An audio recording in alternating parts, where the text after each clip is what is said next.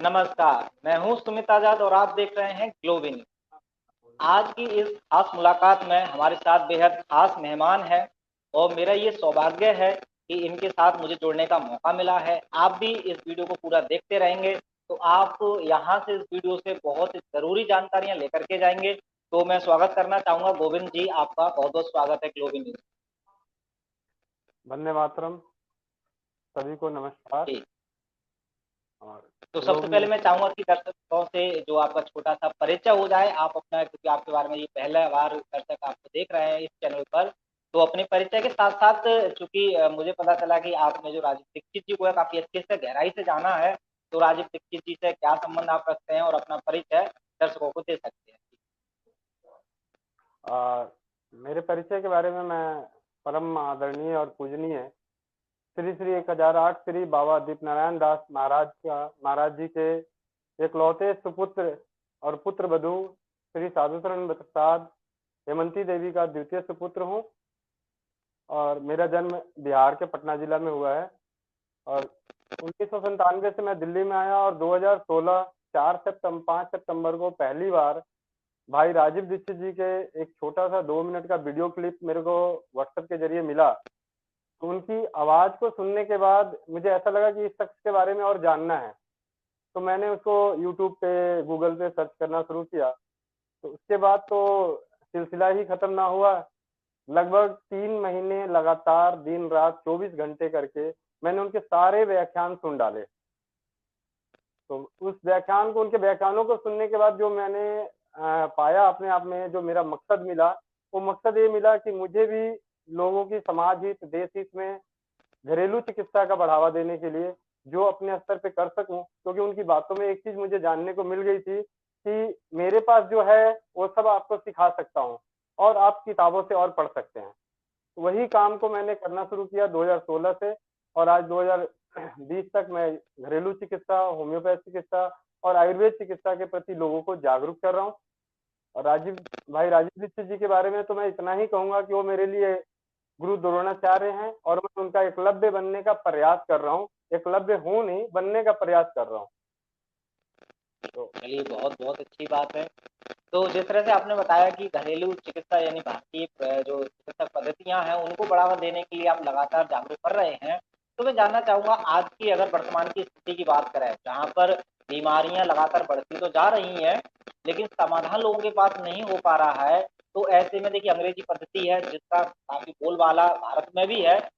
भारत में इस समय आयुर्वेदा को किस लेवल पर आप देखना चाहेंगे कि हालाँकि राजीव दीक्षित जी उस समय थे तो बड़ा उन्होंने प्रचार-प्रसार करके उसको बहुत आगे तक लाए थे। लेकिन आज हमारे और आपके बीच में राजीव दीक्षित जी नहीं है। तो वर्तमान में आयुर्वेदा की क्या स्थिति है? इसके ऊपर अगर आप प्रकाश डालना चाहें? जी। मैं आयुर्वेद को अगर हमें पहुंचाना है तो जो राजीव भाई ने जैसे मैं उन्हीं के जीवन से जुड़ी हुई बातों को बताता हूँ। क्योंकि 1992-93 में भाई राजीव दीक्षित जी स्वदेशी के आंदोलन में लगे हुए थे, आजादी बचाओ आंदोलन में लगे हुए थे। और 2007 में उन्होंने पहला स्वास्थ्य व्याख्यान चेन्नई में किया। और उससे 6 साल पहले भी उन्होंने अध्ययन शुरू कर दिया था कि उन्हें किस क्षेत्र में सबसे ज्यादा, जैसे मेरे से कई भाई पूछते हैं कि भैया आप राजीव भाई के बाकी दूसरे जो उनके विचार थे उन विचारों को फैलाने में आप आगे क्यों नहीं आते। मैंने कहा जी मैं तो एक चीज देखता हूँ कि जो भाई राजीव दीक्षित जी जब शुरू में आए तो आजादी बचाओ आंदोलन, स्वदेशी विदेशी, ये सारे ही करते करते जो उनके आखिरी समय में जिस चीज पे उन्होंने सबसे ज्यादा फोकस किया, इनका मतलब कहीं ना कहीं अगर आज होते तो हम व्यक्तिगत तौर पे भी उनसे पूछते तो वो कहते कि हाँ जी, हर घर जब स्वस्थ होगा तभी हम कोई लड़ाई लड़ सकते हैं। यानी स्वास्थ्य धन है, हेल्थ इज वेल्थ, मतलब बहुत बार सुनने को मिला है। तो हमें इस पे ही काम करना है। और रह गई आयुर्वेद की, तो आयुर्वेद का बढ़ावा देने के लिए हम व्यक्तिगत तौर पे, देखिए जी इसमें समाज देश क्या कर रही है, सरकार क्या करेगी, उस बारे में हम नहीं कहते। हम व्यक्तिगत तौर पे अपने आयुर्वेद को बढ़ावा दें। उसके लिए सबसे पहले है कि आपको कोई छोटी सी समस्याएं आती है तो सबसे पहले आप अपने घरेलू उपचार को अपनाएं। घरेलू उपचार को अपनाते ही आपका जब कॉन्फिडेंस लेवल बढ़ जाता है, आपकी बीमारी ठीक होती है, तो आप दूसरे उपचार के लिए भी उसी में जाते हैं। तो इसका बढ़ावा देने के लिए जो राजीव भाई ने जो सबसे सिंपल तरीका बताया था, जैसे मैं कई भाइयों से बीच में ही बात करते हुए बीच में ही बोल देता हूँ, कि राजीव भाई हमारे देश के लिए हमारे प्रति बहुत अच्छा सोचते थे, तो क्यों ना वो जाने से पहले सारी दवाइयों के नाम ही लिस्टेड करके चले जाते। भाई आपको डायबिटीज हुई, मैं मुक्तावती ले लो, ये ले लो, सारी दवाइयों की लिस्टिंग करके चले जाते। उन्होंने लिस्टिंग क्यों नहीं करी? लिस्टिंग इसलिए नहीं करी कि ये भी एक व्यवसाय है। आज चिकित्सा व्यवसाय हो गया है, इसलिए आयुर्वेद या किसी भी पैथी का पतन हो रहा है। तो व्यवसायीकरण से बचने के लिए हमें अंदरूनी, जैसे कहते हैं कि थोड़ी सी 2 मिनट के लिए, मैं मोटरसाइकिल चलाना कब सीखा? जब मुझे कॉलेज जाना पड़ा और दूर जाना पड़ा, या ऑफिस ऑफिस जाने के लिए मुझे खर्चे होने लगा। तो जहां पे हम 2 पैसे बचाने के लिए कोई चीज सीखना शुरू कर रहे हैं, तो क्या हेल्थ को बचाए रखने के लिए हम क्या अपनी घरेलू चिकित्सा, आयुर्वेद चिकित्सा का गहन अध्ययन नहीं कर सकते? भाई मैं पायलट, हवाई जहाज चलाने की बात तो नहीं कर रहा, आपको ये नहीं करेगा आप सर्जरी करना सीख जाओ, लेकिन जो छोटी मोटी बीमारियां हैं उनका इलाज तो आप करें। और छोटी बीमारियों से ही बड़ी बीमारियों का जन्म होता है। अगर आप छोटी बीमारियों में अप्राकृतिक दवाइयों का सेवन करते हैं, तो बड़ी बीमारियों का बुलावा आप बड़े आराम से देते हैं। तो आयुर्वेद का बढ़ावा देने के लिए सबसे पहले अपने घर से, अपने शरीर से करना चाहिए। कौन क्या कर रहा है इसी हम नारा लगा के कुछ करके कोई वो नहीं। आप अपने अंदर, और हमारे अंदर तब आएगा जब हम एक दूसरे को, हमें कुछ आराम मिला हम दूसरे को बताएं। जैसे राजीव भाई ने बोला था कि talk talk talk talk talk, बोलते जाओ, बताते जाओ। कौन सुन रहा है, कौन नहीं सुन रहा है, कौन मान रहा है, नहीं मान रहा है, कोई फर्क नहीं पड़ता। जब मैं भाई राजीव दीक्षित जी को सुना, पानी के 4 नियम मालूम पड़े, शुरू के 4 नियम ही मैं लोगों को बोलता जा रहा था। भाई खड़े होके पानी मत पियो, घुटने में दर्द हो जाएगा। यानी हमें बोलते जाना है, बताते जाना है, कौन मान रहा है कौन नहीं मान रहा है, उससे हमें वो नहीं करना। तो ये चीजें हैं कि आयुर्वेद का बढ़ावा या किसी भी चीज का बढ़ावा देने के लिए बोलना ही। आज हमारे पास कोरोना का बढ़ावा हुआ है, तो ये सिर्फ बढ़ावा इसलिए हुआ है कि इसको बार बार बोला गया है। तो हम आयुर्वेद के बारे में भी क्यों ना बोले, इतनी बार बोले जब तक कि वो बढ़ावा ना आ जाए। तो जैसे आप जो कोशिश कर रहे हैं कि चलिए हम दूसरों के सामने बता रहे हैं, बोल रहे हैं बार बार, बट उसका भी एक लिमिट होती है कि आप कितने लोगों से बोलेंगे, 10 लोगों से, 20 लोगों से, 100 लोगों से, 200 लोगों से। लेकिन अगर वर्तमान स्थिति देखा जाए तो आयुर्वेदा को देखिए, व्याख्यान तो राजीव दीक्षित जी के इतने सारे हैं कि उनको यूट्यूब पर बड़ी आसानी से सुना जा सकता है, लेकिन वहां पर लोग उनको शायद नहीं सुन पा रहे। परिणाम ये है कि सबके सामने कि आज की डेट में आम नागरिक से किसी भी बीमारी का इलाज के लिए बात करें, तो जो विश्वास उन्हें अंग्रेजी पद्धति पर है वो विश्वास आयुर्वेदा पर नहीं है।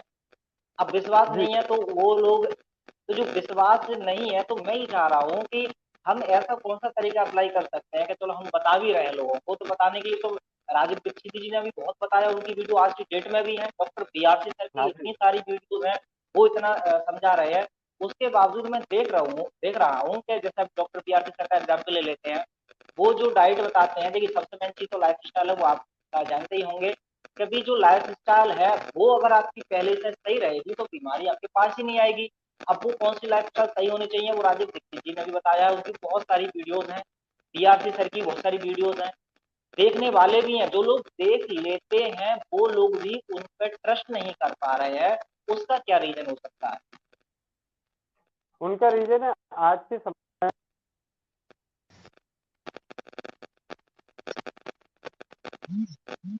जी। हेलो।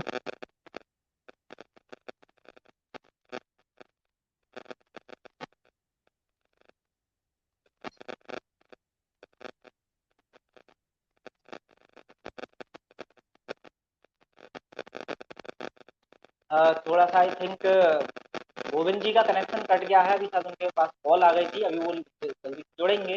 देखिए इस वीडियो का उद्देश्य यही है, क्योंकि जो गोविंद जी है हमारे, राजीव दीक्षित जी, जैसा कि आपने बताया कि उनके बारे में बहुत ज़्यादा अच्छे से उन्होंने अध्ययन किया है, और इनका उद्देश्य यही है कि भारतीय चिकित्सा पद्धतियों को आगे लाना है, उसमें ये लगे हुए हैं, आपको जानकारी लगातार देते रहे हैं। चलिए एक बार फिर जोड़ लेते हैं। जी, जी यहीं से शुरू करते हैं हम जी, जो क्वेश्चन छोड़ा था जी। हाँ, वो जो क्वेश्चन है उसमें क्या है कि हमें क्या गलती क्या हो रही है कि हम जिसको भी सुनते हैं, मानते हैं, नहीं कर पाते हैं। वो हमारी जो समय के अनुकूलता या जो भी कह लें, मैं उसको बढ़ावा देने के लिए एक दूसरा जो सबसे बढ़िया ये है कि अगर आपको आयुर्वेद से या घरेलू से या होम्योपैथी से, जिस भी पैथी से आपको फायदा पहुंचता है, तो उसके बारे में आप बताएं, अनुभव अपना शेयर करें। यहाँ अनुभव शेयर नहीं होता, इसलिए लोग ट्रस्ट करके अपने आप में करने में भी असक्षम होते हैं। कहते हैं यार हमें किसी को बताया नहीं। जैसे मैं आप एक सिंपल सा एग्जांपल दूं कि जो हमारा चैनल है स्वस्थ समृद्ध परिवार, जो हमने भाई राजीव दीक्षित जी के उससे बनाया है, इसमें हमने अनुभव को डाला है कि किसी ने बोला जी मुझे 104 बुखार है, तो हमने कहा जो 2 चम्मच मेथी को पानी में उबाल के उसको काढ़ा बना के पी लो। तो उस अनुभव का अगर ऑडियो आ रहा है, किसी की आवाज आ रही है, तो दूसरे बंदे में विश्वास पैदा होगा। यहाँ हमारे आयुर्वेद में क्या है कि लोग इलाज करा के ठीक हो भी जाते हैं तो लोगों को बताते नहीं है कि हम ठीक हो रहे हैं, आप भी उनके पास चले जाओ। ये कमी है जो राजीव भाई ने कहा था कि हमें एक दूसरे को मोक्ष प्राप्ति का जो रास्ता है कि दैहिक, दैविक और भौतिक तीनों दुखों में, दूसरे के दुखों में अपने दुखों को दूर करते हुए दूसरों को दुखों में दूर करने का प्रयासरत रहना।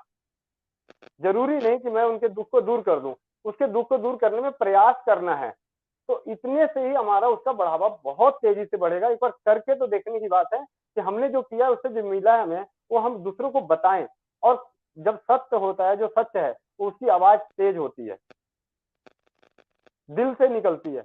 उसके लिए कोई लैंग्वेज बनाने की जरूरत नहीं पड़ती। जो चीजें है, अब आम आदमी हर हर भाषा में इंसान बात कर लेता है, उसकी आंखों से भी पहचान जाता है कि हाँ इसने जो बोल रहा है जो सही बोल रहा है, इसको फर्क पड़ा है। जैसे इंसुलिन है, 7 साल से इंसुलिन एक बहन ले रही थी दिल्ली में, उनका 3 टाइम इंसुलिन था 20-20 पॉइंट। 7 दिन राजीव भाई के उसी नुस्खे को जो राजीव भाई पहले बता के गए वो नहीं कर रहे और किए छोड़ दिए। जब मैंने उनको बोला और विश्वास दिलाया, होता क्या है, विश्वास दिलाना। हम विश्वास ही नहीं दिला पा रहे हैं कि आप इससे ठीक हो सकते हो। तो विश्वास दिलाना जरूरी है, और विश्वास आते ही उस बहन के 7 दिन बाद उसका इंसुलिन बंद हो गया। तो आज हम हर इंसान अपने व्यवसाय में लगा हुआ है, चाहे एलोपैथी हो, आयुर्वेद हो, होम्योपैथ हो, चाहे वैद हो, डॉक्टर हो, हर कोई अपने व्यवसाय में लगा हुआ है। किसी को अंदरूनी विश्वास पैदा नहीं कर, क्योंकि उनको मालूम है कि अंदर से जाग के अगर शेर बन गया तो इसको काटना मुश्किल हो जाएगा। हमें बकरी नहीं बनना, हमें शेर बनना है।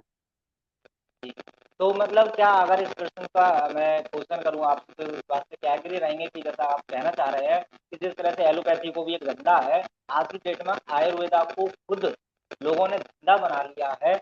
ऐसे लोगों की वजह से ही विश्वास नहीं जीत पा रहे लोगों का। तो क्या ये ऐसे लोग थोड़े जिम्मेदार हैं जो लोग आयुर्वेदा को भी पूरा धंधा बना रखे हैं और रियल आयुर्वेदा को उन्होंने पीछे कर दिया है, और जो मॉडर्न आयुर्वेदा, जिसको एलोपैथी भी कह सकते हैं क्योंकि बहुत सारी मेडिसिन केमिकल वगैरह का यूज करने लग गए हैं आयुर्वेदा में भी, तो क्या ऐसे लोग जिम्मेदार हैं ऐसे लोगों के लिए जो मतलब उसको पीछे लाना चाहते हैं आयुर्वेदा को कर रहे हैं? जी जी, आयुर्वेद आयुर्वेद का पतन का जो सबसे बड़ा कारण है, उसमें से एक कारण ये भी है कि ये भी एक तरह से पूरी तरह से व्यवसायीकरण है। चिकित्सा हमारे शास्त्रों में व्यवसाय नहीं था। चिकित्सा और शिक्षा दो जो हमारे थे, हमारे यहाँ व्यवसाय नहीं था, व्यवसायीकरण। पहले के वैद्य, जो हमारे पुराने वैद्य होते थे, वो आते थे, आपके यहाँ आए, आपने उनको, उन्होंने दवाइयां घोट के दी, आपने खाया, आपने अपनी इच्छा शक्ति से उनको जो देना है दे दिए। या गांव वाले, पूरे गांव का वैद्य होता था, लोग उनके वैद्य के सारे घर के सारी चीजों को संभाला जाता था। आज ये चिकित्सा पैथी आज व्यवसाय बन चुकी है। इसीलिए आयुर्वेद मैं पूरी तरह से आयुर्वेद के पतन का अगर कोई कारण है भी तो वो एक व्यवसाय ही है। और किसी को आयुर्वेद का एक सबसे बड़ा एक रहस्य बताऊं कि मुझे बहुत दुख होता है कि किसी को कोई आयुर्वेद के बारे में अच्छा फार्मूले की जानकारी है तो अपने नीचे छुपा के रखता है, जग जाहिर नहीं कर रहा है, जग जाहिर नहीं कर रहा है। बहुत से ऐसे, मैं 4 सालों में बहुत से ऐसे वैद्यों को जानता हूँ दिल्ली में, और बहुत सारे जगहों से फोन आते हैं जी, उन्होंने दवाई देते हैं, एकदम बीमारी ठीक हो जाती है। मैं उनसे बात करता हूँ, जी आप बता सकते हैं तो मैं जन कल्याण में काम करूँ। अरे नहीं नहीं नहीं, ऐसा कुछ नहीं है। लेकिन बहुत से लोग बचा, मतलब छुपा रखे कॉपीराइट, हैं। हर कोई कॉपीराइट पे लगा हुआ है कि इसका जब तक भाई हमें पैसे देंगे तो वो तरीका बताएंगे। हाँ, तो ये हमारे आयुर्वेद के पतन का एक मुख्य कारण ये भी है। और दूसरा मुख्य कारण है कि आयुर्वेद की शिक्षा पद्धति आयुर्वेद के हिसाब से नहीं होती। उनका कोर्स, जो उनकी पढ़ाइयाँ हैं, मेडिकल की पढ़ाइयाँ, वो आयुर्वेद के हिसाब से नहीं हो रही। उनको भी एक दूसरे ही ट्रेंड में, व्यावसायिक ट्रेंड में किया जा रहा है। क्योंकि राजीव भाई की मैंने कई जगह सुना था कि दवाई बनाने वाला कोई और, बेचने वाला कोई और, बेचवाने वाला कोई और, खाने वाला कोई और, तो दवाई का असर कहाँ रहेगा भाई? सब जगह तो कमीशन पे है, तो दवाई की क्वालिटी कहाँ रही? तो इसीलिए उन्होंने शायद डायबिटीज के लिए मेथी को बताया, हार्ट के लिए बहुत सारी मेडिसिन मतलब बताई, घर की चीजें बताई, क्योंकि इसमें क्या है कि कोई आदमी ठगा नहीं जाएगा। हर किसी को मालूम है कि मेथी खाऊंगा तो मेथी का रिजल्ट मिलेगा। लेकिन मुझे नहीं पता कि हम दूसरे जो अर्जुना रिस्ट पी रहे हैं उस अर्जुना रिस्ट का रिजल्ट मिलेगा कि नहीं मिलेगा, क्योंकि बनाने वाली कंपनी ने ना जाने कितने कमीशन बीच में बांट दिए होंगे, तो उसकी क्वालिटी क्या रह गई होगी। अर्जुन की छाल के काढ़े के बारे में बताया कि आप अर्जुन की छाल का लें, राजीव भाई ने बताया, उन्होंने सीधे घर में ही बता दी कि आप घर में कर लो, उसकी शुद्धता की गारंटी। तो ये सारी चीजें हैं, बहुत सारी बातें हैं मतलब। तो अभी जैसे अब एक्चुअली में अब देखिए ये सच्चाई है, बात तो कड़वी है, लेकिन जो आपने बताई है बिल्कुल सच है कि अभी व्यवसाय बना दिया है वो, लेकिन अब चूंकि ये बन चुका है ना। अब इसमें ऐसा तो है नहीं कि ये आज या कल की बात है, इतने सालों से व्यवसाय बना हुआ है, तो सबके माइंड में ये है कि बीमारियों को कौन ठीक करता है, डॉक्टर। तो अब जैसे कि चूंकि मैं भी इस काम में काफी टाइम से लगा हुआ हूँ लोगों को जगाने में, तो उनके जो रिस्पॉन्स आते हैं तो उनका कहना ये है कि जैसे किसी घर में कोई बीमार हुआ तो वो अगर जानता भी होगा ना उसकी औषधि के भी राजीव दीक्षित की वीडियोस है या डॉक्टर पीआरसी की वीडियोस उसने सीख रखा होगा, फिर भी वो कॉन्फिडेंस अपने आप पर नहीं ले पाता। उसके घर वाले सीधे कहते हैं कि यदि बीमार हो तो इसका जो इलाज है वो भी एक डॉक्टर करेगा। अब वो यहाँ तक तो राजी हो जाते हैं कि चलिए एलोपैथी के पास मत जाओ, लेकिन आयुर्वेदा का भी उन्हें डॉक्टर चाहिए। वो अपने आप पर कॉन्फिडेंस नहीं रख पाते कि बीमारी को मैं खुद ठीक कर लूंगा। वो कहते हैं कि अब मेरे को आयुर्वेद डॉक्टर चाहिए। अब आयुर्वेदिक डॉक्टर इतने है नहीं कि गली गली मोहल्लों में उनकी क्लिनिक इतने नहीं है जितने एलोपैथी के हैं। तो वो देखते हैं कि यार आसपास कोई आयुर्वेदिक डॉक्टर तो है नहीं, तो तब डॉक्टर नहीं है लेकिन बीमार है, फिर वो सलाह लेता है इधर उधर की अपने घर में, तो उनके पास एक ही निष्कर्ष निकलता है कि जब जिस चीज का डॉक्टर है गली में उसके पास ही चले जाओ, और वो डॉक्टर होता है एलोपैथी। तो क्या इसका कोई समाधान है कि जिस तरह से एलोपैथी के डॉक्टर हर जगह मिल जाते हैं, आयुर्वेदा के डॉक्टर अगर उपलब्ध हो जाए, क्या आपको लगता है ये सुझाव सही रहेगा या इसका कोई और विकल्प है जिससे हाँ, कि आयुर्वेदा इसका की तरफ ज्यादा जाए? आयुर्वेदा की तरफ से लाने के लिए जो डॉक्टरों की संख्या बढ़ानी और उनकी जो सुविधाएं हैं जो सरकार तो देती नहीं, इसलिए आयुर्वेद का डॉक्टर कोई बनना भी नहीं चाहता, क्योंकि ना जी उनकी सही। अच्छी सैलरी है ना उनकी सारी चीजें हैं। जो एक एलोपैथी डॉक्टर 5 साल में पढ़ाई करने के बाद निकलता है तो उसकी सैलरी लाखों में होती है, और आयुर्वेद के डॉक्टर को, होम्योपैथ के डॉक्टर को सैलरी 20,000 25,000 ऐसी कुछ होती है। मतलब कहने मतलब इस पैसे में ये जो चीजें हैं, लेकिन हम आयुर्वेद को अपने स्तर पे जो अगर हम बढ़ा सकते हैं उसके लिए जरूरी है कि अगर आप अपने घर में 5 परिवार को चलाने के लिए एक आदमी को काम पे भेज सकते हो, एक आदमी को ड्राइवर बना सकते हो, गाड़ी चलाना सिखा सकते हो, तो भाई उसको घर में क्या 5 साल वो क्या पढ़ के आते हैं, क्या उन्होंने अलग से पढ़ी है, वो किताब ही तो पढ़ी है, जी सही जानकारी तो बात ली है। है भाई। डिग्री नहीं है आपके पास, नॉलेज है ना, जब पता है कि ये चीज है, इसको इसको उबाल के पीने से ये चीज होता है, आपको पुराने ग्रंथों में तथ्य है और किताबों में तथ्य है, तो आपका कॉन्फिडेंस लेवल अपने आप बढ़ेगा। ये जैसे ज्ञान बढ़ता है विश्वास बढ़ता है, तो जरूरत है जी ज्ञान की। और रही बात की मोहल्ले में, गली मोहल्ले में डॉक्टर नहीं मिलते आयुर्वेद का, तो हम आयुर्वेद के इसी तरीके से जो मैंने बोला था कि हमें बढ़ाना है कि भाई अगर सर में दर्द हो रहा है तो लोग कहते हैं डिस्प्रिन खा लो, बुखार हो रहा है पैरासीटामोल खा लो, एक चलन बनी हुई है, हर इंसान को मालूम है 2 मिनट में सामने वाला आपको गाइडलाइन दे देता है। जी उसी तरीके से हम चाहते हैं कि हमारे हम जैसे जो हम कुछ भाई बंधु मिलके एक सर्किल निकाले और एक अभियान में चल रहे हैं, तो हम ही लोग अगर घर की चीजें करके अगर हमारा कोई अच्छा परिणाम आता है, तो अगर हमारे बगल में कोई बोलता है जी मेरे पेट में दर्द है, तो हमें मालूम है कि पेट का दर्द अजवाइन से ठीक होता है, तो हमारा फर्ज बनता है कि उसको अंग्रेजी दवाई या आयुर्वेदिक दवाई जो भी है ना बता के हम उसको उस चीज का बताएं। तो उसी तरीके से आयुर्वेद में बुखार है, कैसा भी बुखार है, आप महासुदर्शन बटी खाएंगे ना कोई दिक्कत नहीं है, बुखार उतरेगा। जैसे पैरासीटामोल से उतरता है वैसे महासुदर्शन बटी से उतरता है, मतलब आयुर्वेद की दवाइयों को। लेकिन मैं आयुर्वेद की दवाइयों का नाम नहीं बता सकता, बोल सकता, क्योंकि मेरा वो हक नहीं है। लेकिन मैं वो जी चीजें जो हमारी परंपराओं में है, जो दादी नानी जो हमारी परंपराओं में है कि जब बुखार है, ठीक है, कैसा बुखार है, पुदीने पुदीने का रस पी लो, मिश्री घोल के ना बुखार उतर जाता है, मेथी पी लो बुखार उतर जाता है, दालचीनी पी लो बुखार उतर जाता है। जरूरत है कि करके उस बुखार के उतरे हुए विश्वास को फिर लोगों में बांटने की। अब आज जब हमारी स्वस्थ समृद्ध परिवार के अभियान में है, तो आज करीब 2-2.5 लाख भाई बंधु जो हमसे जुड़े हुए हैं, तो उनमें हमारे ये जी विश्वास पैदा हो, तो वो आगे दूसरे लोगों को बता रहे हैं। मैं 2016 में अकेला चला था, आज जी हमारे पास 125 व्हाट्सएप ग्रुप हैं, तो उन ग्रुपों में सारे एक दूसरे के परिवारजनों को जोड़ते हुए आ रहे हैं कि भैया यहाँ पे अच्छी चीजें बताई जाती है, नुकसान नहीं होता, हमें फायदा पहुंच रहा है। तो मैं ये नहीं कहता जी। कि मैं आयुर्वेद मतलब आयुर्वेद का बढ़ावा हम इसी तरीके से करेंगे, जब घरेलू में विश्वास आएगा, घरेलू से हमें फर्क पड़ेगा, तो हम ऑलरेडी आयुर्वेद फिर ढूंढेंगे। जैसे बिहार से हार्ट की प्रॉब्लम होती है, बिहार से बंदा दिल्ली आता है, मैक्स में, मेदांता में, एम्स में इलाज कराता है। तो जिसको जी। नीड हो जाएगी, जिसको विश्वास हो जाएगा, तो वो अपना ढूंढेगा, जहां जाएगा जाएगा, जरूर जाएगा। आज भी लोग लकवा मारने पे बुटावती धाम जाते हैं जी। भाई, विश्वास है, तथ्य है, नॉलेज है, तो जा रहे हैं लोग विश्वास टाइम निकाल के। हाँ, मतलब अब रिजल्ट दिखाना पड़ेगा, अगर हमें विश्वास जीतना हाँ, है तो जनता को इतना रिजल्ट दिखाएंगे, सक्सेस स्टोरी दिखाएंगे, उसका विश्वास बढ़ेगा। ये आप कहना चाह रहे हो, बिल्कुल सही बात है, मैं भी इस बात से सहमत हूँ। जी, तो अभी जैसा आप डिजिटली आप बता रहे हैं, आपका यूट्यूब चैनल भी है, उससे आप लोगों को जागृत कर रहे हैं व्हाट्सएप ग्रुपों की सहायता से। लेकिन आपने बताया शायद आप ग्राउंड लेवल पर मतलब फिजिकली मिल करके भी लोगों को जागृत हाँ, करते हैं, तो वो आप किस तरह से करते हैं? और दर्शक अगर जो देख रहे हैं वो यदि प्रचार प्रसार करना चाहेंगे इस चीज़ का, तो ग्राउंड लेवल पर किस तरह से हमें तरीका कौन-कौन से हैं जो आप अपनाते हैं लोगों को जगाने के लिए, और दर्शक किस तरह से कर सकते हैं? वो अपना अनुभव अगर बाँटेंगे तो हमें, तो ग्राउंड लेवल ग्राउंड पर लेवल आप पे क्या जब बात। मैं करता ग्राउंड लेवल पे जब करने की बारी आती है, तो मैं जैसे वर्किंग में हूँ, एक प्राइवेट कंपनी में नौकरी करता हूँ। तो जब मेरे को छुट्टी मिलती है, समय मिलता है, मेरे पास कोई कॉल आ जाती है कि भैया मेरे को ये दिक्कत है, आप क्या आ सकते हैं? मैं उनको कहता हूँ आप अपने आसपास के लोगों को बुला लें, मैं आ जाता हूँ।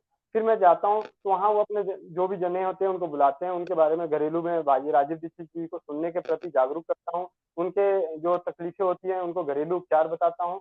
होम्योपैथिक की दवाइयाँ कुछ राजीव भाई से, और डॉक्टर वेद प्रकाश जी होम्योपैथ चिकित्सक हैं, उन्होंने मुझे होम्योपैथी चिकित्सा की जानकारी दी, सिखाई। 1 साल तक उन्होंने मेरे को डेली 1 घंटे का मतलब फ़ोन पे बताया कि कैसे इलाज करते हैं।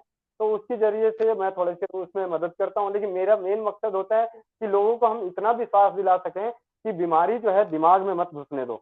जब तक शरीर में है, रोग ठीक हो सकता है। जिस दिन मन में बीमार हो गया, मन से बीमार हो गए, फिर उस मन को हराना बहुत मुश्किल है। मन के हारे हार है, मन के जीते जीत। तो उसी तरीके से है कि बीमारी मन में नहीं लगनी चाहिए, शरीर में लगी हुई है, दवाइयों से असर हो जाएगा। लेकिन मन की जी। सफाई करने के लिए फिर ना जाने कितने सेशन राजीव भाई के ऑडियो सुनने पड़ेंगे, कितने विष्णु राय चौधरी जी को सुनने पड़ेंगे, कितने मतलब बहुतों को सुनना पड़ेगा, तब भी मन साफ नहीं होता। अगर एक बार मन में बीमारी लग गई तो बीमार शरीर से हो जाए कोई बात नहीं, मन से बीमार नहीं होना चाहिए। और इस वक्त में कोरोना काल में की बात करें, तो जब भी मेरे को मौका मिलता है, कोई कहता है जी मेरा कोरोना पॉजिटिव हो गया, मैं कहा एड्रेस दे दो। उन्होंने एड्रेस दिए, अगर दिल्ली में एड्रेस है, मेरे घर के पास और आसपास होता है, मैं उनके पास जाके मिल के आता हूँ, उनको समझा के आता हूँ। ये मेरा ग्राउंड लेवल पे है। दूसरी चीज, जो मेरे पास जो मुझे मिलता है किसी भी घरेलू चिकित्सा से कोई परिणाम मिलता है, तो उस परिणाम को मैं फीडबैक के तौर पे, स्क्रीनशॉट के तौर पे अपने ग्रुपों में शेयर कर देता हूँ, सोशल मीडिया पे डाल देता हूँ, यूट्यूब पे डाल देता हूँ, ताकि ये उपचार सबको मालूम हो जाए कि भैया ये चीज लिया था, बीपी हाई हो रखा था, तो दालचीनी का काढ़ा बना के पिया तो बीपी नॉर्मल हो गया। तो ये चीजें हम स्क्रीनशॉट या जो भी यूट्यूब या ऑडियो बना के भाइयों बंधुओं से मांगते हैं, उनको मांगते हैं कि भैया आप अपना ऑडियो बनाएं, जो आपने किया उसका एक अनुभव शेयर कीजिए, ताकि आपकी आवाज दूसरे को जागरूक और विश्वास दिलाने के काम बने। क्योंकि मेरी अकेली आवाज कहाँ तक पहुंचेगी, लेकिन जब लोगों की आवाज आएगी तो ज्यादा विश्वास आएगा। तो अच्छा, एक व्यक्तिगत क्वेश्चन अगर मैं आपसे पूछूं, क्योंकि आपके काफ़ी अनुभव भी है आपके पास और आपका अनुभव भी है, तो अभी तक कभी ऐसा हुआ है जब से खासकर या बचपन से, मैं तो मानता हूँ शुरुआत से ही आपकी ज़िंदगी में, कि आपको कभी हॉस्पिटल या एलोपैथी की ज़रूरत पड़ी हो किसी भी तरीके से, या परिवार में किसी को ज़रूरत पड़ी है, क्या ऐसा कभी आपके साथ हुआ है या नहीं? आई थिंक इसका इनके पास कॉल आ जाती है, इसकी कट जाता है, तो इसकी कट प्रॉब्लम हो गई थी क्या, कट गए हैं?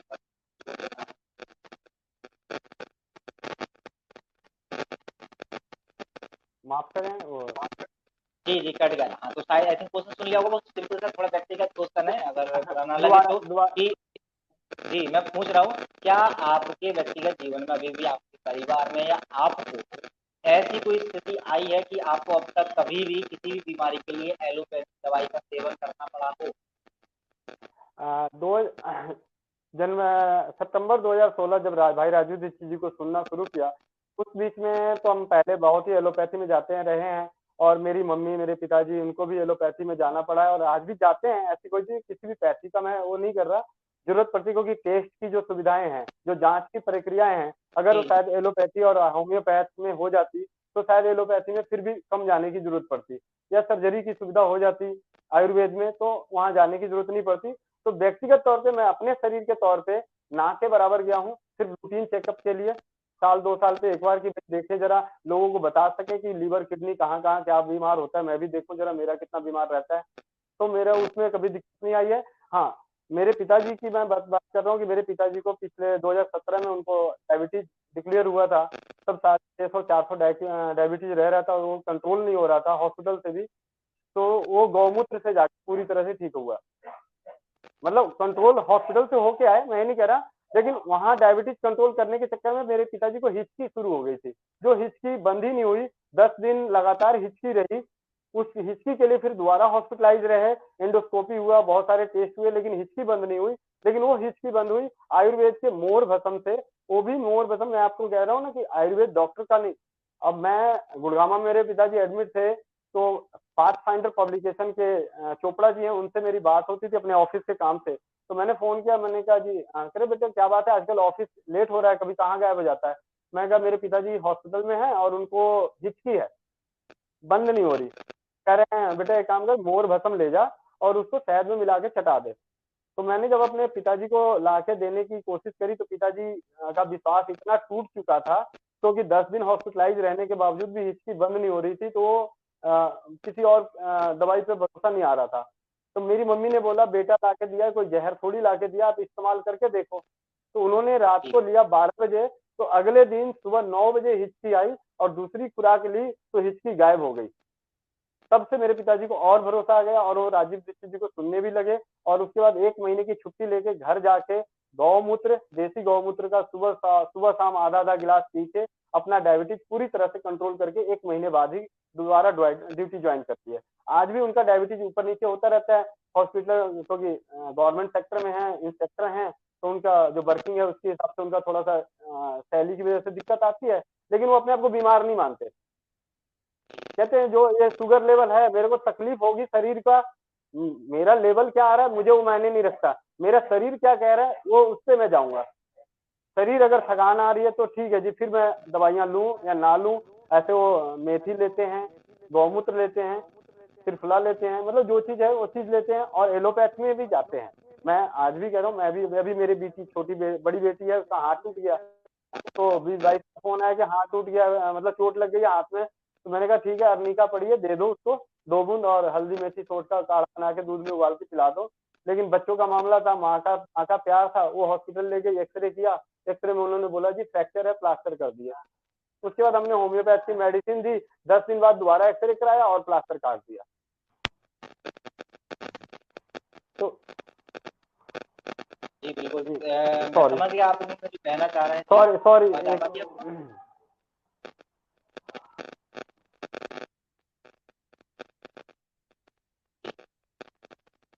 Hello hello.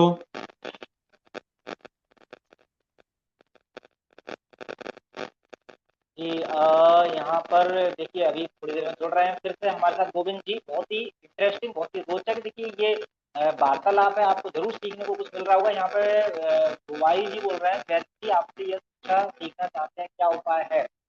तो चलिए इसके बारे में बात करूंगा मैं। अभी व्यक्ति जो आ रहे हैं, चलिए मैं जोड़ लेता हूँ।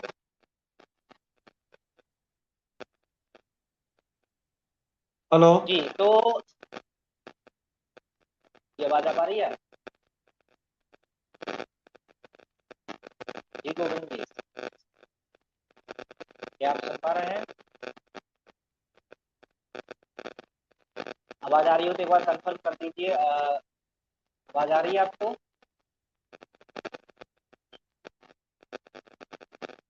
दिक्कत है ऊपर।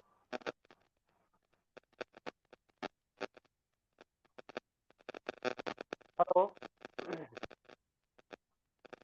हेलो।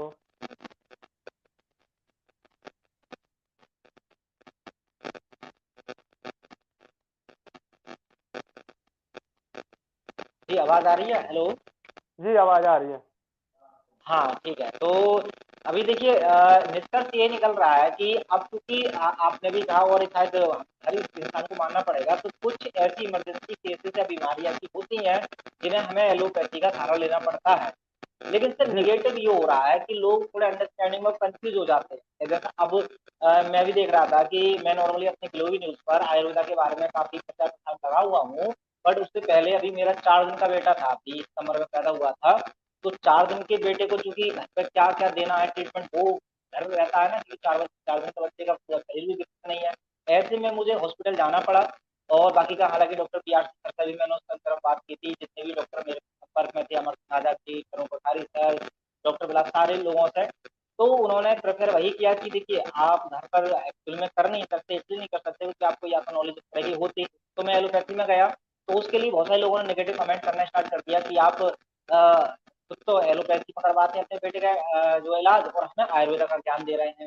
तो यहाँ पर दर्शकों से ये थोड़ा क्लियर कीजिए कि क्या कोई आयुर्वेदा का प्रचार कर रहा है तो वो क्या सच में एलोपैथी का बिल्कुल विरोधी होता है, या एलोपैथी के साथ साथ भी आयुर्वेदा का इस्तेमाल करना भी कोई बुरी बात नहीं है? इसमें से क्या आप कहना चाहेंगे? क्या आयुर्वेदा को अपना रहे हैं तो एलोपैथी का बिल्कुल विरोधी करना चाहिए, या विरोध ना करे भी आयुर्वेदा का प्रचार प्रसार कर सकते हैं जी? नहीं, इस मामले में मैं ये कहना चाहूंगा कि हमें किसी भी पैथी का विरोध नहीं करना चाहिए, किसी भी जी पैथी का।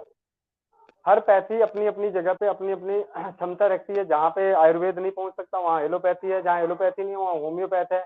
जहाँ पे मतलब हर पैथी के साथ होना चाहिए। अब हमें ये देखना है कि हम अपने आप को अप्राकृतिक दवाओं से कितना बचा सकते हैं। जरूरत पड़ेगी तो हम अप्राकृतिक दवाएं इस्तेमाल करेंगे, नहीं तो जब तक प्राकृतिक दवाओं से काम चलता है हम प्राकृतिक दवाओं का सेवन करें। खैर, कोशिश तो ये करें कि हम बीमार ही ना पड़े, जी बीमार ही ना पड़े। उसके लिए आप अपने आप को मानसिक रूप से योग, मतलब योग है, प्राणायाम है, आहार है, विहार है, अपना पथ्य अपथ्य का, और सबसे ज्यादा अपने आप को नीडर बनाने वाले काम करें। क्योंकि इंसान बीमार शरीर से तो दर्द का आभास होता है, यही दर्द जब सर दिमाग में चढ़ता है तो डॉक्टर के पास जाते हैं। जब तक दर्द है, आपके दिमाग में नहीं चढ़ा हुआ है, डर नहीं है उसके लिए, तो आप आराम से काम पे जा रहे होते हैं। आपने तो कई बार आपने खुद देखा होगा कि आपके पेट में दर्द है और आप काम पे जाते हैं, लेकिन उसी पेट के जी दर्द के बारे में आपको डर है कि कहीं ये मेरा अल्सर तो नहीं है, तो फिर आप डॉक्टर के पास भागते हैं। जी तो बिल्कुल, क्योंकि देखिए आदमी हर बीमार पैथी के शरीर। साथ, हर पैथी जी के साथ होनी चाहिए हमें, और हर पैथी की इज्जत करनी चाहिए। मैं बस उसके व्यवसायीकरण से दुखी है, जी व्यवसायीकरण। चाहे आज जी नेचुरोपैथ है, नेचुरोपैथ भी हो, एक एक एक सिर्फ डाइट प्लान बनाने बताने के डाइटिशियन है जो 5-5 हजार रुपए लेते हैं। तो क्या हमारी 80 करोड़ जनता उसको अफोर्ड कर सकती है क्या? जी मुझे दुख इस बात का। आप किसी भी पैथी की बात कर लो, मैं आयुर्वेद की बात करता हूँ, आयुर्वेद में बहुत सारी ऐसी औषधियां हैं जो हजारों रुपए की पड़ती है। हम एक आयुर्वेद में जी अस्थमा का इलाज दालचीनी और शहद से घर घर की चीजों से कर लेते हैं, और वही आयुर्वेद में करने जाओ तो आपको 4800 रुपए की दवाई 15 दिन की पड़ती है, किसी वैद्य की 500 रुपए की पड़ती है। तो सेम उसी तरीके से कि आपने मेदांता में जाके इलाज कराया, हार्ट का ऑपरेशन कराया तो 10 लाख रुपए लग गए, 20 लाख रुपए लग गए, और किसी दूसरी जगह कराया तो वहां 2 लाख रुपए लग गए। इलाज तो वही हुए हैं। तो पैथियों के साथ हमें मतलब मैं ये किसी भी पैथी का बुराई नहीं करता और हर पैथी के साथ हूँ। मैं एलोपैथ के साथ हूँ, मेरे सर्किल में, मेरी फैमिली में करीब हजारों एलोपैथी डॉक्टर भी हैं। मतलब भोपाल, बंगाल, मतलब हर जगह, हर स्टेट से मेरे साथ जुड़े हुए भी हैं। बहुत सारे डॉक्टर हैं जो मेरे साथ जुड़े हुए हैं, मेरे से मिलते रहते हैं, बात होती है। और मैं पहला मैं आपको बता दूं कि सफदरजंग एनक्लेव में मेरे भांजे की मतलब एक ट्रस्ट के तहत क्लिनिक है। उस क्लिनिक में शनिवार को मुझे बैठाया इसीलिए जाता है कि मैं वहाँ के लोगों को घरेलू चिकित्सा के बारे में जागरूक कर सकूँ। ये सबसे बड़ी अपने आप में उपलब्धि है एलोपैथी के प्रति। तो अच्छा, डॉक्टर ऐसा वहाँ भी सुनने आते में हुए। आता है कि एलोपैथी के कुछ डॉक्टरों से जैसे मेरी भी बात हुई है, तो मेरा एक सीधा सा ये ऐसा पहला प्रश्न रहता है जब भी मेरी मुलाकात होती है, वैसे ऑफलाइन भी ऑनलाइन भी, जो एलोपैथक डॉक्टर है, मैं कहता हूँ देखिए आप इस बात को मानते हैं कि आयुर्वेदा या जो हमारी प्राकृतिक चिकित्सा पद्धति है वो एलोपैथी से बिल्कुल बेकार है, या वो भी काम की है? तो वो भी साफ साफ बोलते हैं कि देखिए सबसे पहले तो जो हम डाइट लेते हैं ये खुद एक मेडिसिन का काम करती है यदि डाइट ली जाए।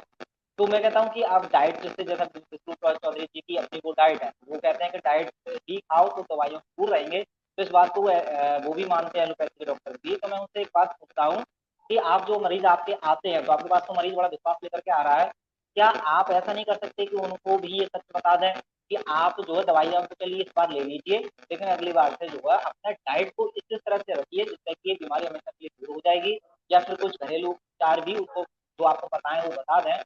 तो मैं ये पूछता हूँ उनसे कि क्या आपको पता नहीं है इनके बारे में, फिर क्यों नहीं बताते हैं? तो उनका सीधा ये रहता है पता। तो हम डॉक्टर हैं तो ऐसा नहीं है कि सिर्फ मैं एलोपैथी पढ़ी है, हमें बहुत सारी चीज़ें भी पढ़ी होती हैं, लेकिन ये जो हमारी मेडिकल बोर्ड होता है इसके सख्त खिलाफ रहता है। हम चाह करके भी किसी दूसरी पद्धति के बारे में किसी मरीज को नहीं बता सकते, इसीलिए हम नहीं बताते हैं।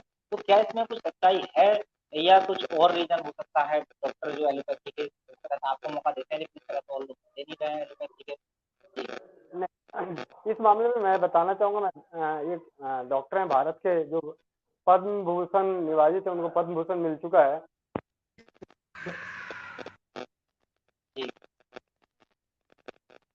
डॉक्टर के तलवार। मेरी आवाज आ रही है? आ रही है। डॉक्टर के तलवार।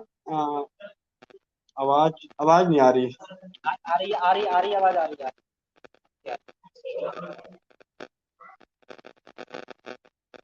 हाँ, शायद थोड़ी दिक्कत हो गई है। अभी सीमा जी पूछ रही है डायबिटीज यानी शुगर के लिए घरेलू उपाय बताएं। चलिए अभी एक क्वेश्चन पूछेंगे व्यक्ति से। और यहाँ पर ऐनापुर उत्तम जी बोल रहे हैं limit to your body fit as the solution. आ रही है आवाज? हाँ, आवाज तो आ रही थी।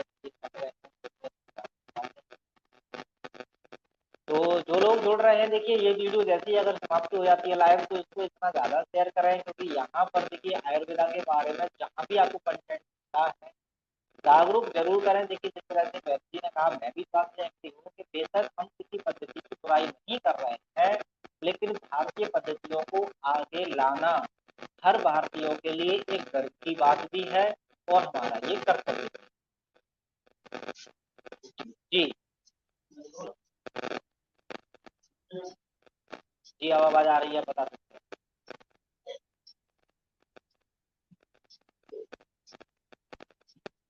आवाज आ पा रही है अब आपको?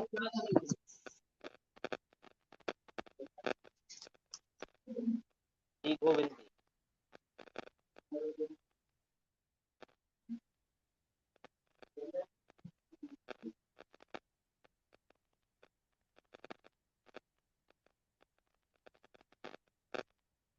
क्या आवाज आ पा रही है? हाँ, ठीक आवाज।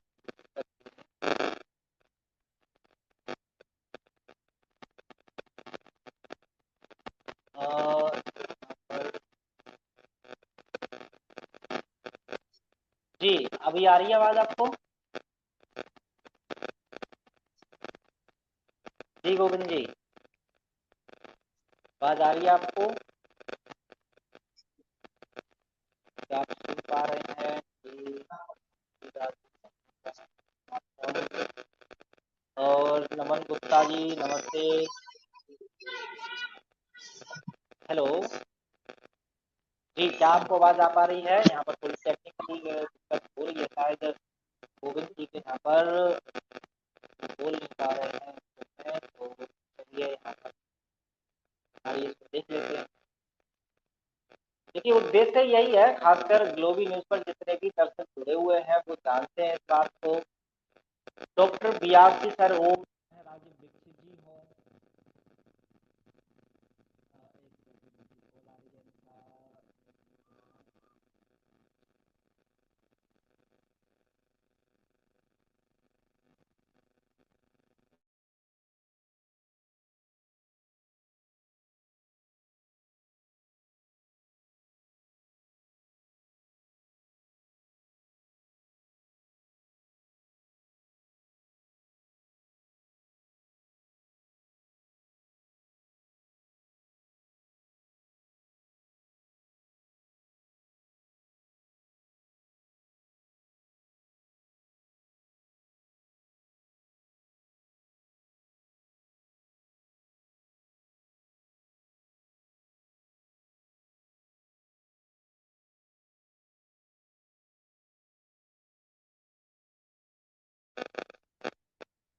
तो देखिए दर्शकों, जब अभी जो ग्लोबी न्यूज द्वारा है और हमारे जो आयुर्वेदा एक्सपर्ट हैं बहुत सारे लोग, उनकी एक टीम बन रही है धीरे धीरे। उनका काम नॉर्मली यही रहेगा कि इसमें आयुर्वेदा को आगे लाने के लिए जन जागृत करना है, लोगों को जगाना है, तो उसमें आप लोगों का सहयोग जरूरी है। जी वैद्य, आवाज आ रही है अब आपको? जी आवाज आ रही है तो आप अपनी बात रख सकते हैं। यहाँ पर बहुत सारे कुछ प्रश्न भी हैं, तो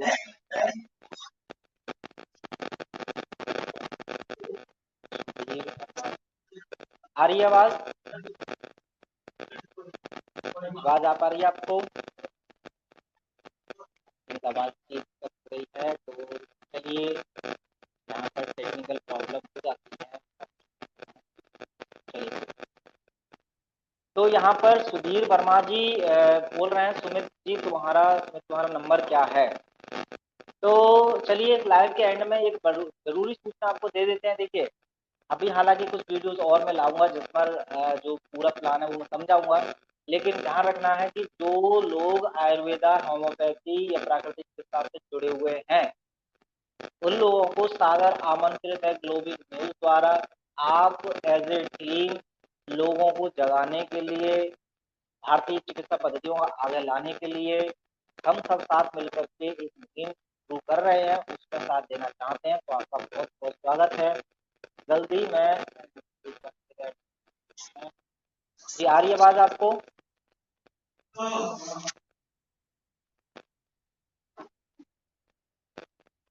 आवाज आ पा रही है आपको सर?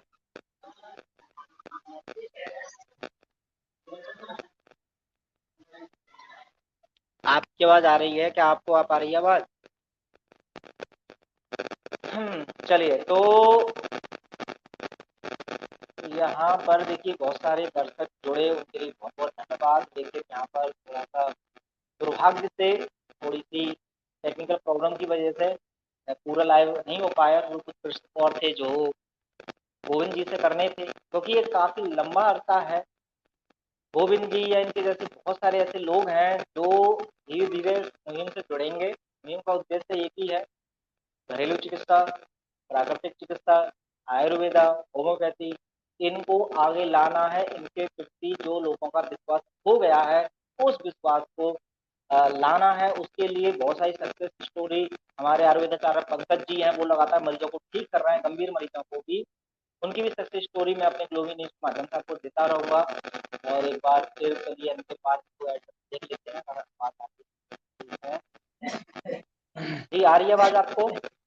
हाँ, मेरी आवाज आ रही है? हाँ आ रही है, अब आ रही है आवाज जी जी। तो आई थिंक मैं भूल भी गया कौन सा प्रश्न लास्ट था अपना, जहाँ तक है शायद बात चल रही थी कि आयुर्वेदा में जो बनाए हुए हैं लोग, तो एलोपैथी की बात चल रही थी कि एलोपैथी के जो डॉक्टर्स हैं वो क्यों नहीं बता पाते अपने मरीजों को डाइट के बारे में या आयुर्वेदा के बारे में या घरेलू इलाज के बारे में। इसके बारे में आप कहना चाह रहे थे?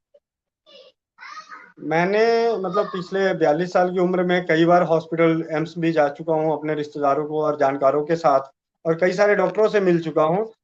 वो भी आजकल इस चीज को पूरी तरह से बता रहे हैं। उसके डाइटिशियन का प्लान आउट देते हैं, डाइटिशियन लगाते हैं, डाइटिशियन के चार्जेस लेते हैं, तो वो भी बता रहे हैं। हमारे अंदर समझने की हम समझ नहीं पा रहे हैं उनकी भाषा को। उन्होंने व्यवसायिक तौर पे बता रहे हैं, लेकिन हम उनको समझ नहीं पाते। जब तक तो हम हॉस्पिटल में हैं, हॉस्पिटलाइज हैं, शाम को सुबह का नाश्ता आपको 7 बजे आ रहा है, हल्का भोजन आ रहा है, रात का दलिया आ रहा है, शाम को रात होने से पहले खाना मिल रहा है, 15,000 रुपए, 5,000 रुपए, 2,000 रुपए बेड चार्ज दे के, ये चीजें हम 15 दिन में भी नहीं सीख के आ रहे हैं कि हमारा असली इलाज वहां हुआ क्या।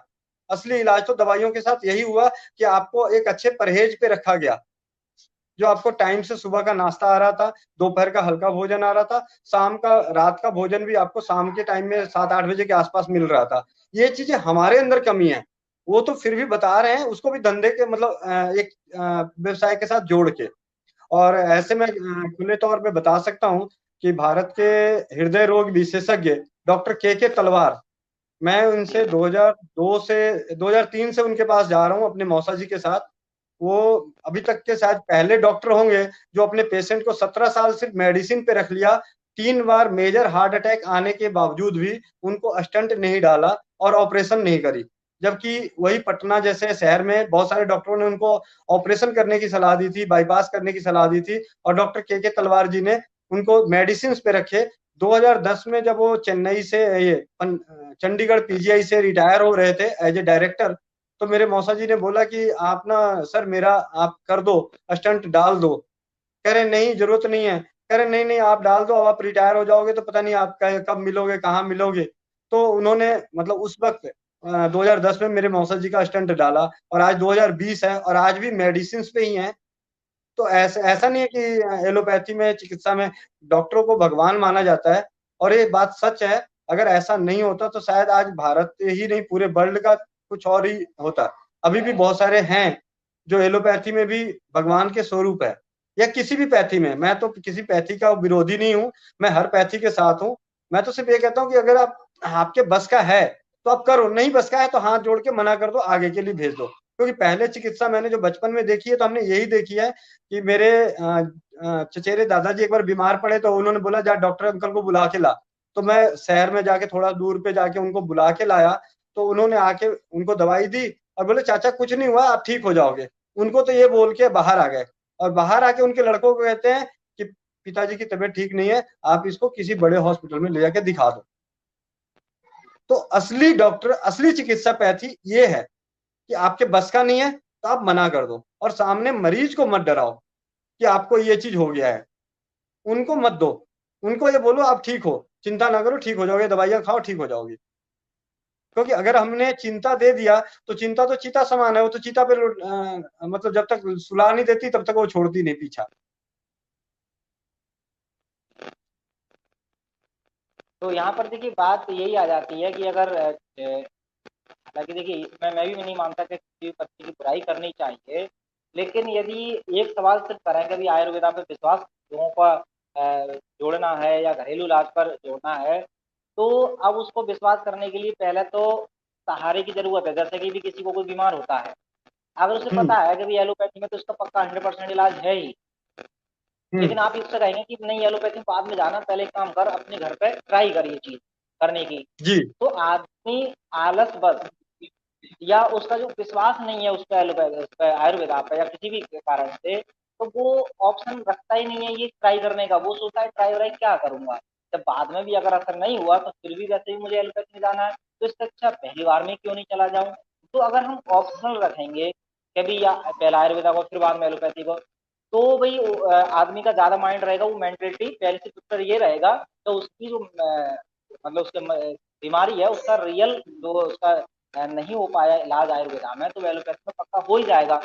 तो इसका मतलब वही वाली बात आ गई कि कंपेयरिंग हम कर रहे हैं तो आयुर्वेदा नीचे है एलोपैथी ऊपर है, आयुर्वेदा के बाद जा रहे हैं आप एलोपैथी में। तो ऐसा लोगों का कहना रहता है जो खासकर आयुर्वेदा चाह रहे हैं, वो कहते हैं कि हमको एलोपैथी को ऑप्शन से ही हटाना है।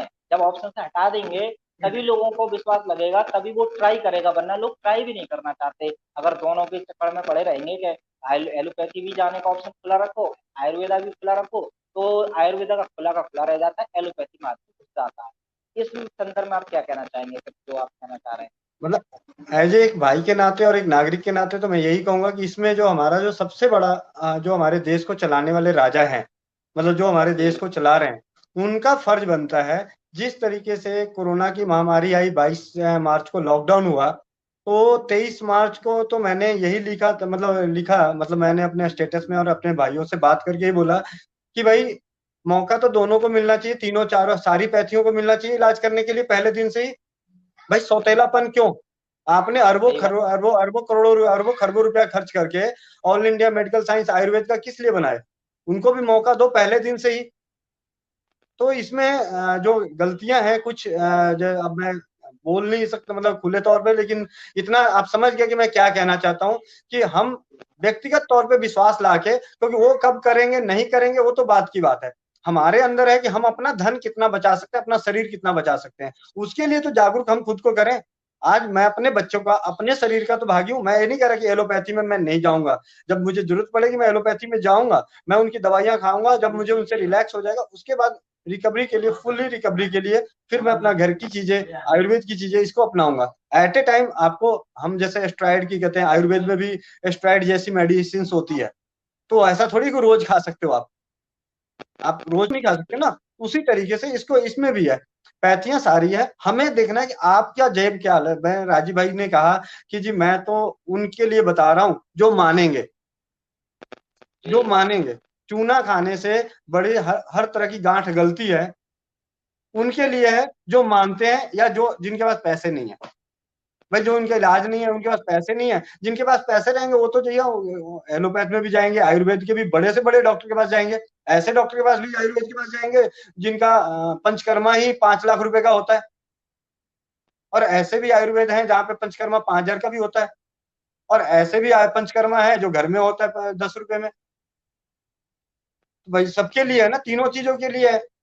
अब कटिया स्नान है, आप बाहर जाते हैं कटिया स्नान करते हैं, भाई हम लोग नदी नालों में नहा के कटिया स्नान कर लेते थे, फ्री में कर लेते थे। तो हमें इस चीज के, मैं राजीव भाई के उस समय उस चीज में हूँ कि हमें वो करना है कि जो नहीं कर सकते उनके लिए हम कुछ करें। 80 करोड़ जनता, 90 करोड़ जनता जो अफोर्ड नहीं कर सकती, उसके लिए हम घरेलू चिकित्सा पद्धति को आगे लेके आना चाहते हैं, और होम्योपैथ चिकित्सा पद्धति को आगे आगे लेके आना चाहते हैं। भाई जो अफोर्ड कर रहा है वो तो जाएगा ही, कहीं भी जाए, उससे कोई दिक्कत नहीं।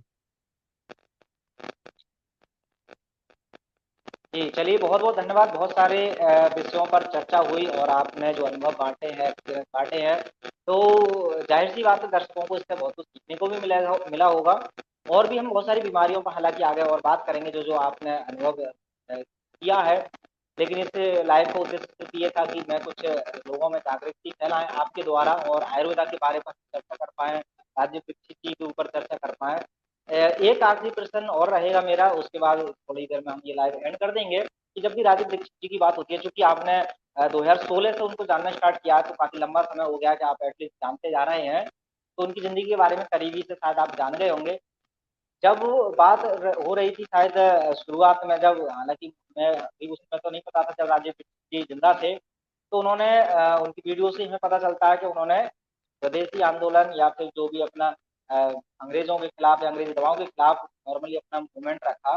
बात वहां आई थी जब पतंजलि को, मतलब बाबा रामदेव के साथ जब आए थे राजीव दीक्षित जी।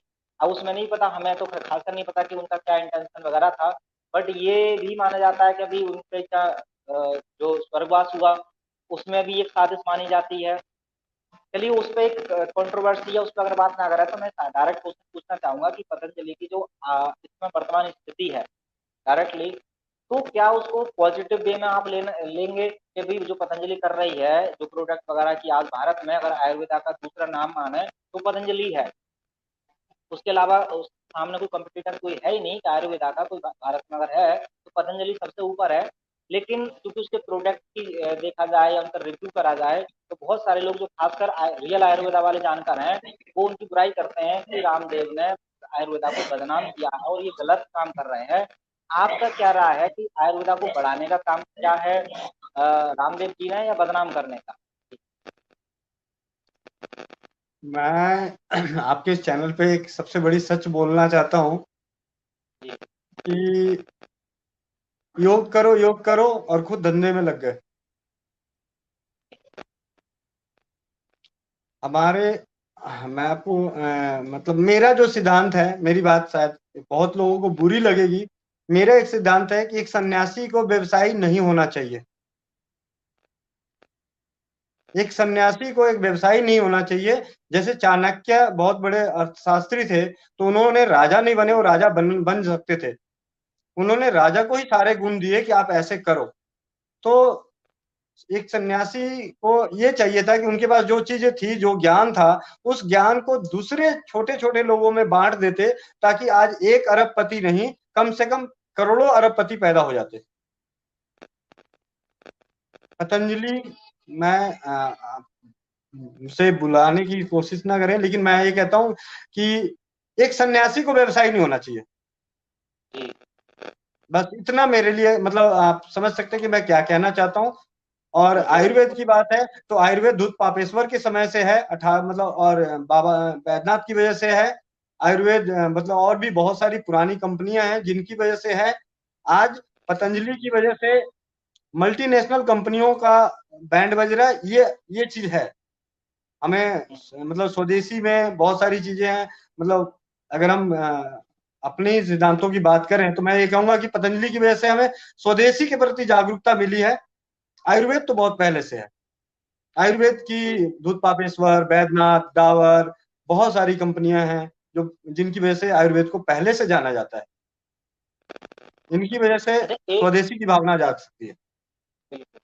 एक आज का युवा जो खासकर दर्शक भी देख रहे हैं, वो भी या बाद में इस वीडियो को देखेंगे, उनके अंदर यदि ये जागृति हो गई कि हाँ यार, आयुर्वेदा बहुत अच्छी चीज है और इसको मैं आगे भी प्रचार प्रसार करूंगा, उससे पहले वो खुद ज्ञान लेना चाहेगा।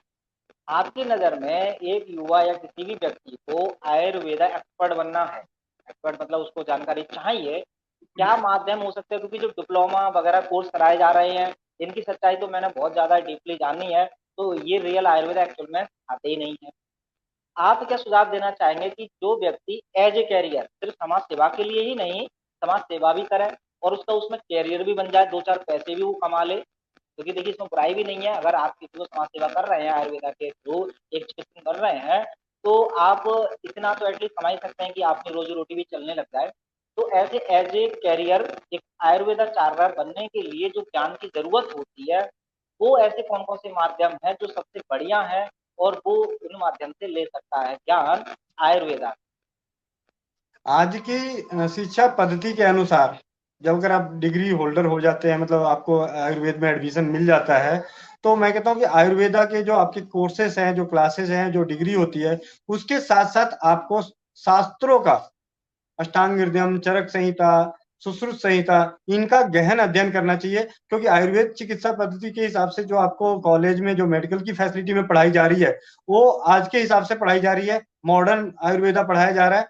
तो आपको विशेष जानकारी के लिए अगर आपको एडमिशन मिल जाता है तो, और नहीं एडमिशन मिल सकता है तो आपको खुली आजादी है खुद को अपने आप को पढ़ के ज्ञान लेने का। उसके लिए आप किसी भी जगह कहीं भी जाने की जरूरत नहीं है। किताबें खरीदिए। भाई राजीव दीक्षित जी बोल के गए थे पहले ही व्याख्यान जो मैंने उनका सुना था, जो चेन्नई का व्याख्यान है, आखिरी के 8वें दिन उन्होंने कहा था कि मेरे पास जो है वो आप सब लोग सीख जाएं और किताबों से और अध्ययन कर लें।